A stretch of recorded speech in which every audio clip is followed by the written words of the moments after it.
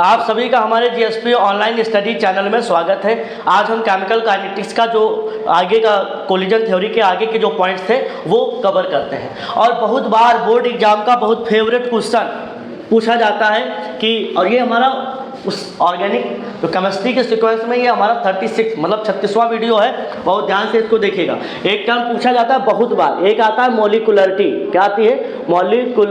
Molecularity कि ये क्या होती है, मॉलिक्यूलरिटी क्या होती है।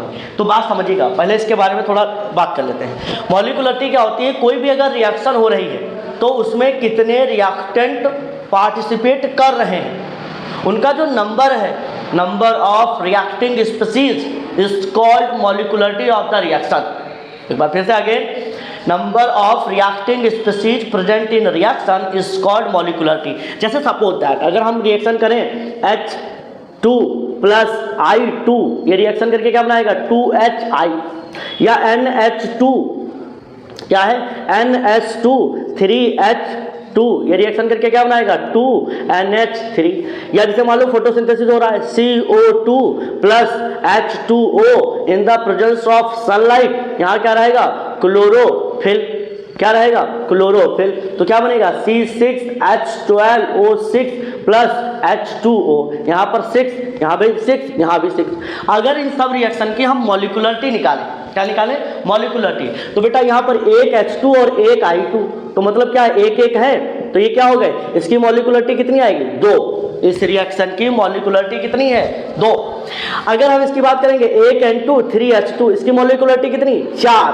भाई 3 1 4, यहाँ कितनी? 6 6 12। तो ये जो नंबर तुम देख रहे हो 2 4 12, यह मॉलिक्यूलरिटी है। क्या है? मॉलिक्यूलरिटी, जिसको हिंदी में कहते हैं आणविकता। क्या कहते हैं? आणविकता। किस आणविकता क्या होती है?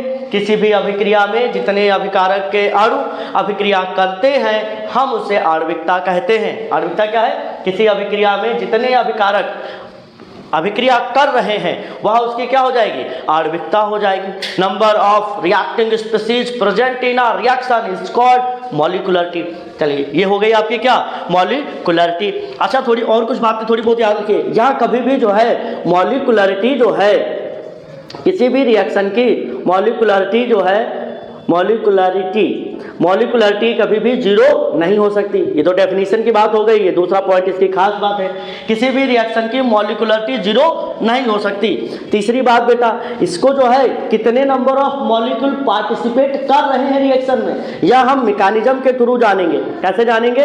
मैकेनिज्म के थ्रू हम इसको क्या करेंगे? पता लगा पाएंगे, फाइंड कर पाएंगे। किसी भी रिएक्शन की कितनी मॉलिक्यूलरिटी है ये कौन बताता है? उस रिएक्शन की मैकेनिज्म बताती है। तो है ऑर्डर ऑफ रिएक्शन। क्या है? Order of reaction.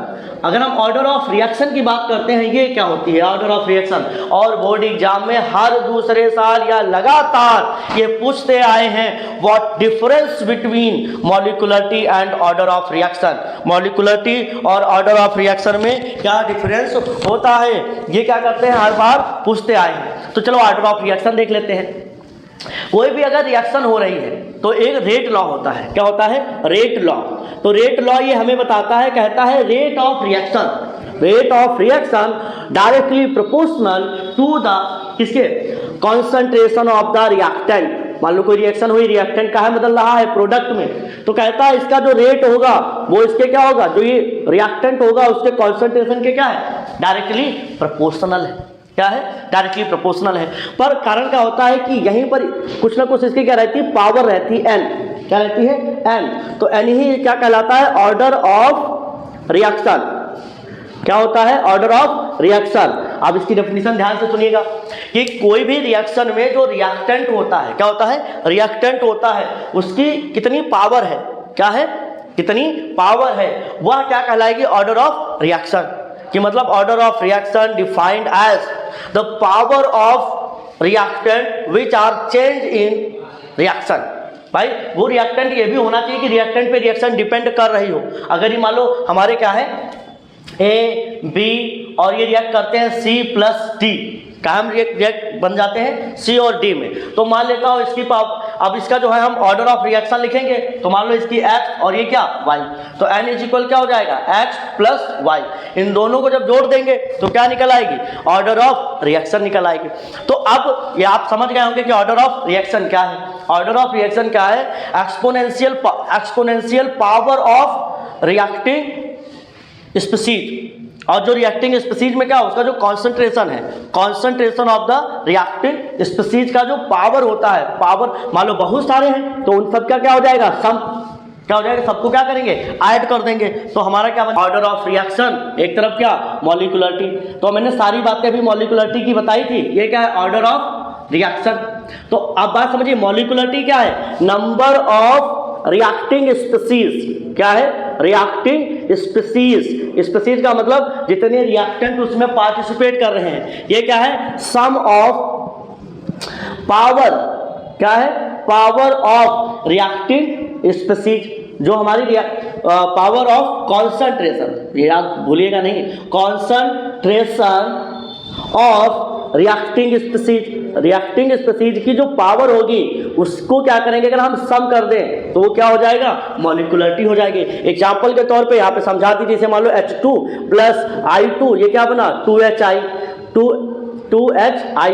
तो बेटा यहाँ पर मॉलिक्यूलरिटी कितनी आई, अभी मैंने आपको बताया था इसकी मॉलिक्यूलरिटी कितनी थी, 2, क्या है 2 है। पर कोई जरूरी नहीं यह रिएक्शन की जो ऑर्डर ऑफ रिएक्शन है वो कितनी होगी, इनकी जो कितना इसकी जो पावर निकल के आएगी, n इज इक्वल, मान लो इसकी पावर क्या k, ऐसे इसका रेट लिखेंगे तो कैसे लिखेंगे k, और यहाँ पर क्या H2 की पावर x मान लो और I2 की पावर कितनी y, तो n क्या निकल के आएगा x प्लस y। ये क्या हो गया, ऑर्डर ऑफ रिएक्शन। ये क्या हो सकता है, मैंने बताया था molecularity can not be zero. ये क्या है, n बराबर 0, 1, 2, 3 कुछ भी हो सकता है, मतलब जीरो भी हो सकता है। तीसरी बात मैंने क्या बताया था, इसको हम मैकेनिज्म के थ्रू जान पाते हैं। कैसे जान पाते हैं, मैकेनिज्म के थ्रू निकाल पाते हैं। और इसको हम कैसे निकालते हैं, एक्सपेरिमेंट के थ्रू निकाल पाते हैं। भाई ये तो हमें एक्सपेरिमेंट करना पड़ेगा ना, कि कौन सी रिएक्शन का कॉन्सेंट्रेशन चेंज हो रहा है, उसके हिसाब से क्या हो जाएगा, यह एक्सपेरिमेंट के द्वारा निकलेगा। तो ये तुम्हारा क्या हो गया, मॉलिक्यूलरिटी